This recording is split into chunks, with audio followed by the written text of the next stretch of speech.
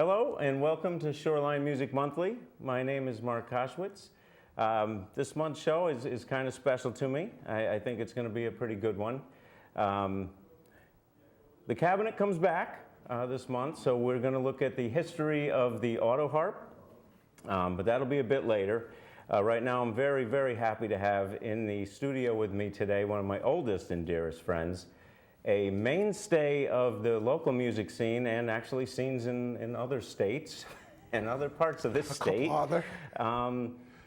for many, many years. Star of stage and screen even. Calling me old? Maybe a little. Mr. Greg Sherrod. How are you, Mark? I am very well. I am so glad to have you here. It's awesome. It's good to be here. You know, it shouldn't take a TV show to get us in the same room together, but if that's what it took, you know, whatever works. That's cool. I'm glad to see you here. And you have actually, I'm glad you could fit it in. Busy day today. Yeah, busy day today. We'll be backing up Tower of Power at Toad's place tonight. That's with my partner Chuck Chakowski, so that's going to be a lot of fun. Nice. A little quick hot ride down 95. Exactly. All right. Excellent. Such is the life of a musician. It is. I can only imagine. I'm an open mic guy. It's a different life. Right on. I was that guy too. I want to start out, having known you so many years, I kind of know the answer to some of these questions, but right. Musical influences in general. There's so many of them because I was brought up in a town called Milford, Connecticut, which you're very familiar with. And so in my household, it was very R&B oriented. There was a lot of classical music. There was a lot of theater music. My sister's a classical singer, as you know. Mm-hmm. And so there's a lot of influence, jazz, R&B. And like hanging out with the guys on the street, it was rock and roll. It was Kiss and Aerosmith and Black Sabbath and learning about all that stuff. And, you know, us constantly trying to stump each other with new bands, you know. It was fun. You got me with Crack the Sky. I win. You win. You know, and it's kind of, as you go along through life, I've never really gotten rid of any music. I've just added more. A little musical pack rat in me as well. Well, yeah, I mean, we've both been music collectors since we were about 10 years old. And on a related question, because, you know, growing up when we did, I mean, there was the healthy fusion scene going on. I remember going Absolutely. to see Dixie Dregs and catching D. Miola, and you mentioned the harder rock, and you know there was it seems to me, and maybe because I'm not in that age group anymore, right. But it seemed there were more influences possible, I guess, to right. find routinely. I mean, this was pre-internet. I mean, and stuff, and. I mean, do you think music itself has narrowed somewhat, or do you think all those are still out there and I'm just not bumping into them? Well, I think that music has expanded, and that's really the problem. Business of music is supply and demand, and there is far more supply than there is demand. So what you have is so many bands choking the pipeline that you can't find out about all of them. There's just too many of them. Your postman is in a band, the guy at your supermarket's in a band, the mayor's in a band, everybody's in a band, everybody's got a band. So music is becoming much more localized and regionalized for different areas because that's as much music as you can possibly consume. I mean, there's more music out there than anyone could possibly listen to.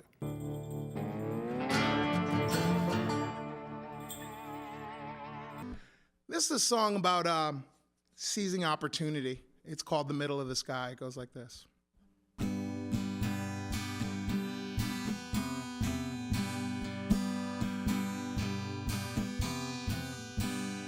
Change is a good thing. Even losing a loved one can help you see things you've never seen.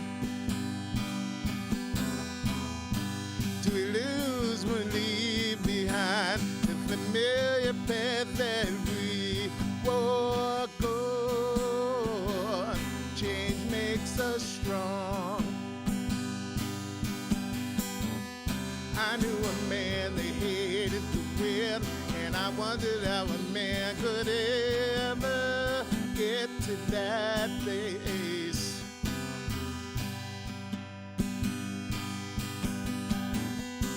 'cause I've always admired storms and the silver lining inside.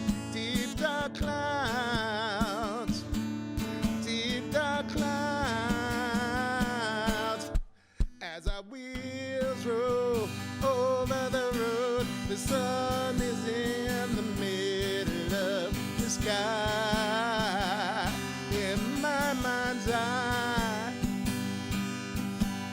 the sun is in the middle of, the sun is in the middle of the sky.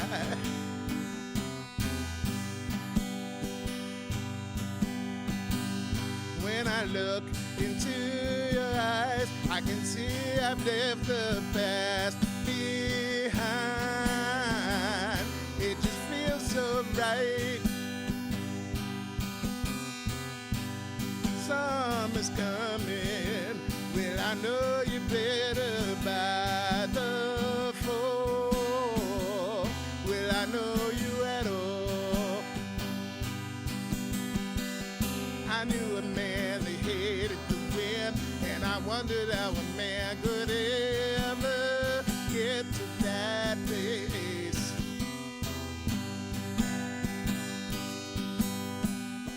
'Cause I've always admired storms and the silver lining inside. Deep dark clouds, deep dark clouds. As our wheels roll over the road, the sun is in the middle of the sky. In my mind's eye, the sun is in the middle of, the sun is in the middle of the sky.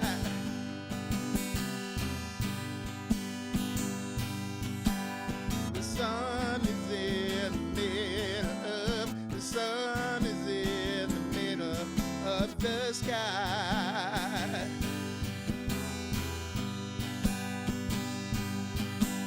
The sun is in the middle of, the sun is in the middle of the sky, of the sky, of the sky, of the sky.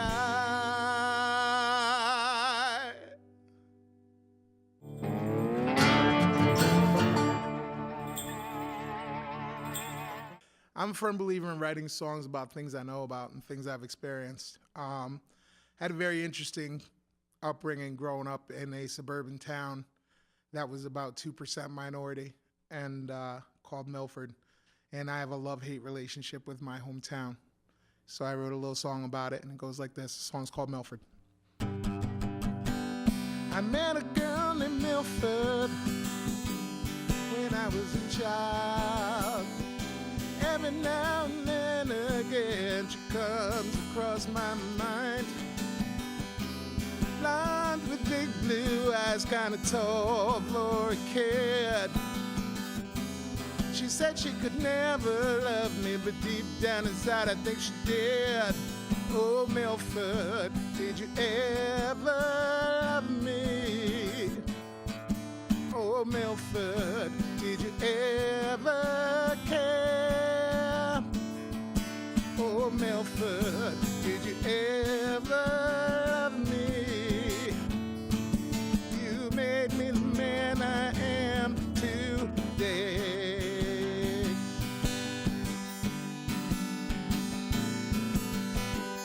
As time went on, Milford fell in love with my best friend. I watched him kiss the girl I loved again and again and again. When they would fight, she would always come running to me. I waited for the day when she would fall in love with me. Oh, Milford, did you ever love me?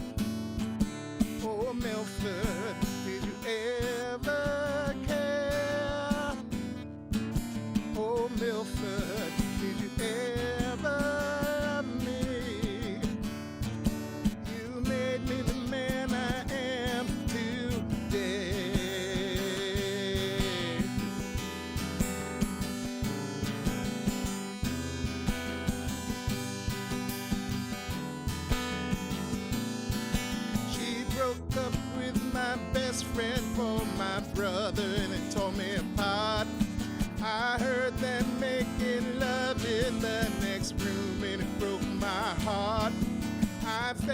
unworthy, unlovable, and it turned my heart both dark, but I survived. I stayed alive. I took my beatings and learned to thrive. I got stronger, smarter, tougher, and let go of the wreckage of my past.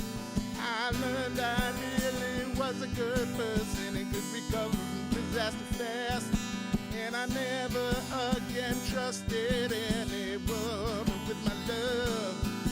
But I know right now I'm going to heal up. Oh, Milford, did you ever love me? Oh, Milford, did you ever care? Oh, Milford, did you ever love me? You made me the man I am. You made me the man I am. You made me the man I am today. Today. Today.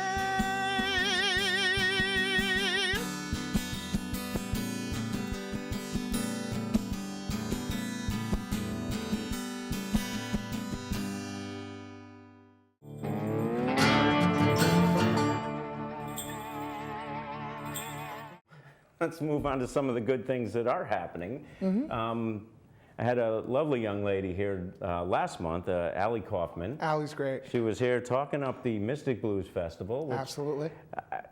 depending on how quick the edit guy works on this, I don't know if we're going to make it before this may air after the Mystic Blues Festival. Okay. But I know that you're going to be on stage up there. Actually, I am the artist ambassador to the very Mystic Blues nice. Festival.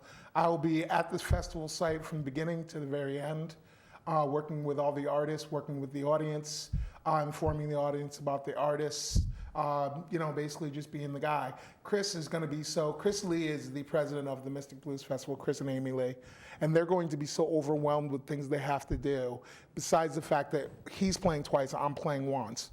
So, and he's playing with me once because we play together. Nice. Yeah, but nepotism helps. But my job is to make sure that the face of the Blues Festival is being, information is being disseminated and people feel welcome and at home. And that's what I'm going to be on site shaking hands and kissing babies all for 3 days. Well, you certainly are a personable gentleman. I'm sure you will handle that task very well. I like people. Hey, most of them, yeah, I'm with you on that. This is a song off my first CD, Blues for Carrie. It's really special. It's about a girl that I met at a party, and we fell madly in love for one day. And so I went and wrote this song for her, and I sent it to her with a dozen roses, and she never called me back. So at least I got the song. It's called Blues for Carrie. It goes like this. Well, I got bats in my belfry, and they're ready to fly, but they only come out when I think about your smile. So many things that I could worry about. I guess I still got the blues for Carrie. One fish, two fish, red fish, blue fish, stuck in an aquarium with my face pressed against the glass, breathing in water, but I could use a little air. I guess I still got the blues for Carrie.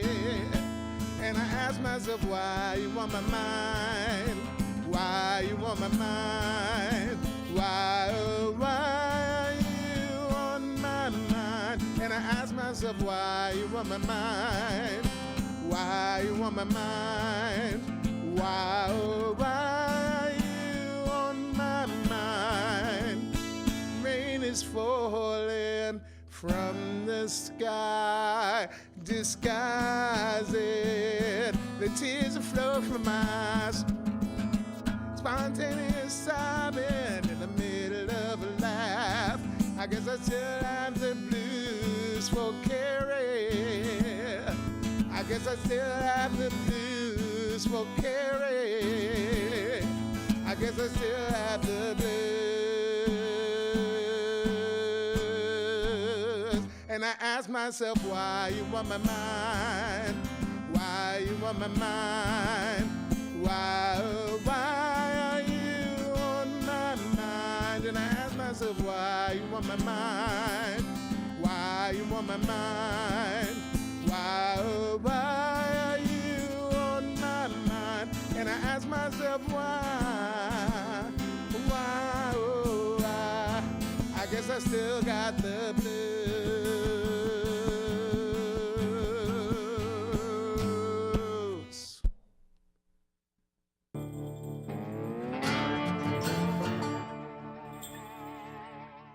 Welcome once again to the Cabinet of Curiosities. This month we're going to be talking about the Autoharp, a somewhat strange version of which I have in my hands. We'll get to that. But in general, the Autoharp is a stringed instrument in the zither family. The strings are strummed, used to be a piece of felt was used, maybe still is in some cases. Bare fingers, increasingly it seems to be finger picks, at least the thumb pick, and quite often one or two, and depending on the player, more finger picks. So it has chord bars, which when depressed, bring felt pieces down on it that mute all but the strings that are required to play the chord.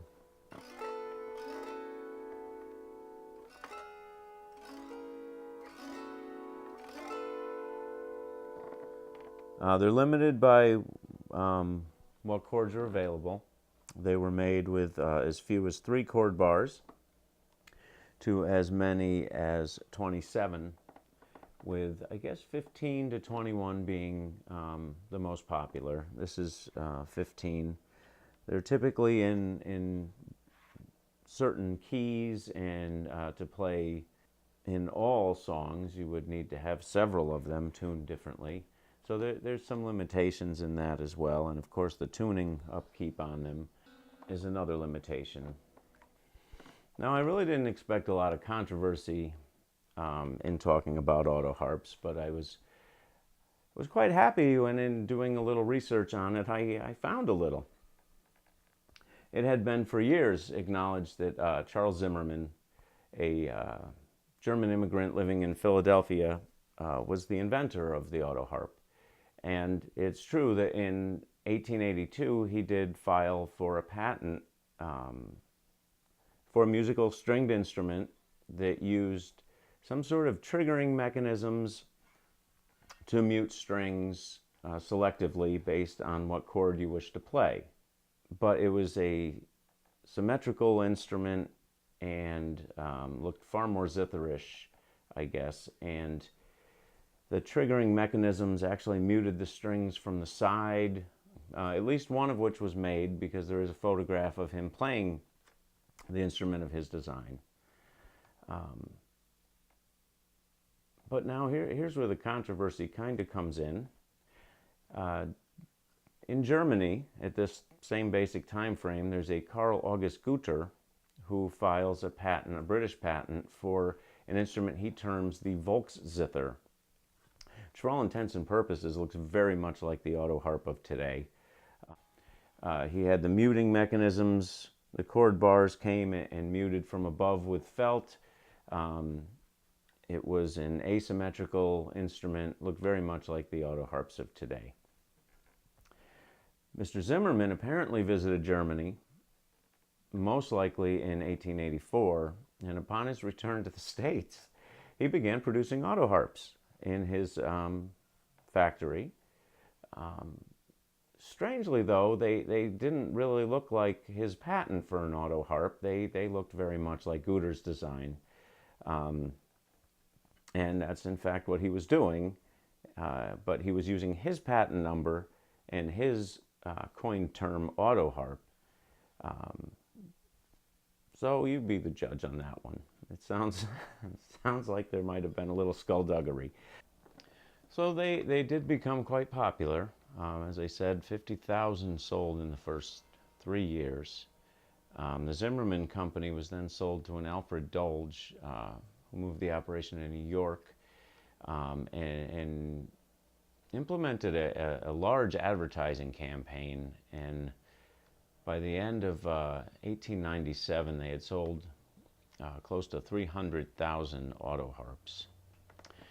Now, in 1910, Phonoharp bought out the patent from Alfred Dulge, and they made the move to try and introduce them into the South, into the Southern Mountains in particular, through mail order and also through some door-to-door tuners slash salesmen, bringing them actually into the South.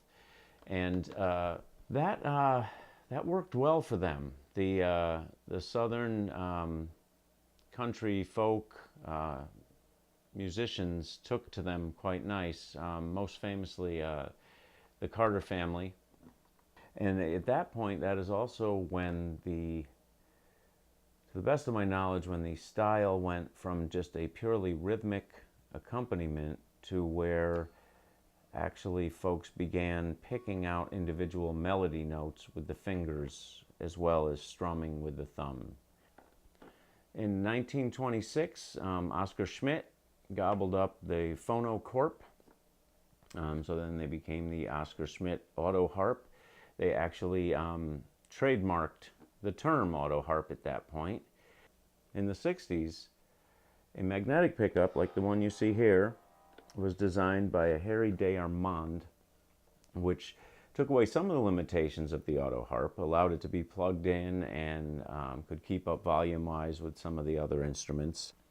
So realistically, as the electric bands got more popular, the young folk of America were not buying Autoharps and starting bands in their garage. They were buying electric guitars. And I believe it was this very set of circumstances which led Oscar Schmidt in the mid-60s to make perhaps a somewhat desperate move to create this item that you see me holding right here. I would have loved to have been in the meeting where it was, hey, we'll make it look like a guitar, we'll put a pickup on it, the kids will line up, they'll want to play. And they took away the higher octave, so you're not going to be able to do a lot of the melody picking, but I believe they were maybe aiming for the rhythm guitar market, because the chords are here.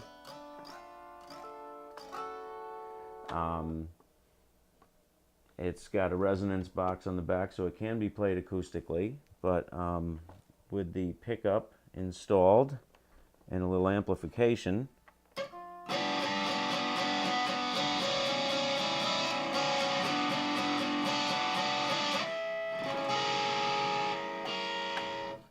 you can do all sorts of stuff with the sound that you obviously couldn't do with a regular Autoharp. But safe to say, I guess, since Oscar Schmidt went through bankruptcy proceedings just a few years later, the Guitaro was not to be their savior, and is now just an interesting footnote in musical history and a member of the Cabinet of Curiosities. But since this segment is on Autoharps, I think it's only fair that you actually get to see what a normal Autoharp sounds like in the hands of someone who knows what they're doing. So I would like to give you now a Joanne Smith with her version of America. I hope you enjoy it. And remember, if you can coax a sound out of something, you could probably play it. We'll see you next month.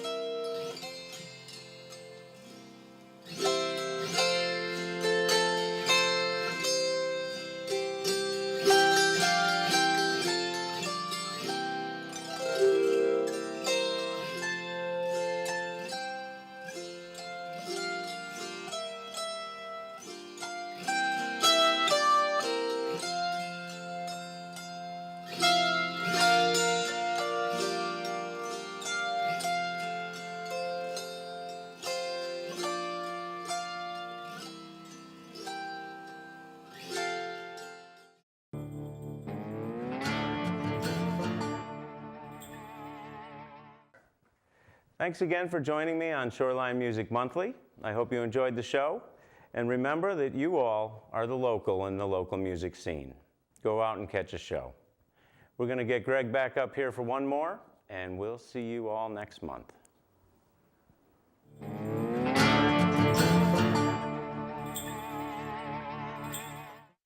All right, this next song is basically a protest song. I miss the days of Dylan and all the great protest writers. Pete Seeger, who just left us. Woody Guthrie's one of my favorites. So I decided to write a civil rights protest song, and this is called I Am a Man. It's kind of about, you see the old pictures of the protest marches, and these guys would be wearing these sandwich signs that say I'm a man on it. And by today's standard, looking at that, it's kind of silly. It's kind of redundant, but it still needs to be said, you know what I mean? Equality for all, and that's what it's really all about. This is called I Am a Man.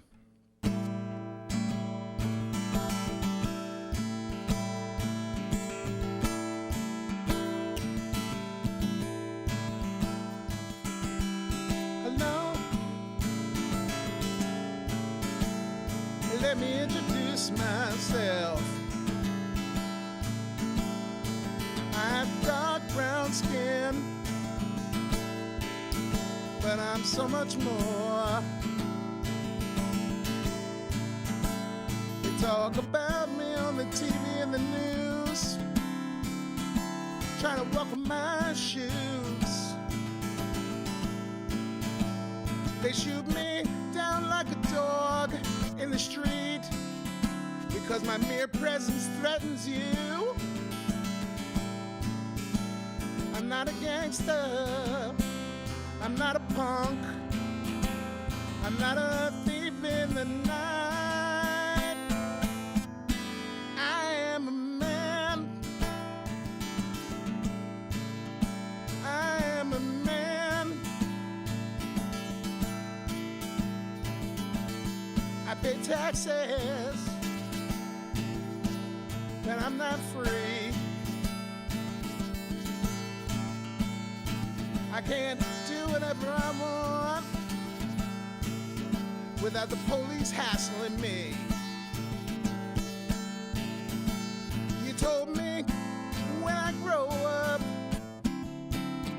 I could be the president, but if I moved into the White House